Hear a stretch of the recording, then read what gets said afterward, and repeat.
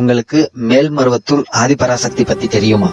1960 கருவுரை என்ற நபருக்கு அவருடைய நிலத்தில் ஒரு வேப்பமரம் இருந்தது. திடீரென ஒரு நாள் அந்த வேப்ப மரத்துல பால் வடிந்தது. அந்த தெய்வீக மரத்தை மக்கள் வணங்கிட்டு வந்தாங்க. திடீரென ஒரு நாள் நம்பவே முடியாத அளவுக்கு மிக பெரிய ஒரு வெள்ளத்தில் அந்த மரம் சிக்கி வேரோடு சாய்ந்தது. அந்த மரத்து பக்கத்துல ஒரு புற்று ஒண்ணு இருந்தது.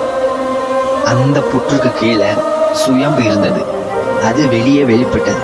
இதை பார்த்த மக்கள் தெய்வம் தான் நம்மளை காப்பாற்ற வந்திருக்கிறது என்று 1960 அருள் திரு பங்காரு அடிகளார் அவர் உடம்பில் ஆதிபராசக்தி வந்து அருள்வாக்கு சொல்லியிருக்காங்க.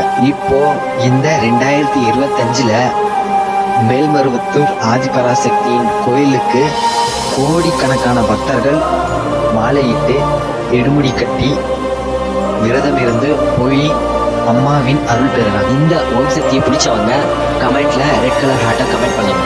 பார்க்கலாம் எத்தனை பேருக்கு தான் அம்மனை பிடிக்குதுன்னு.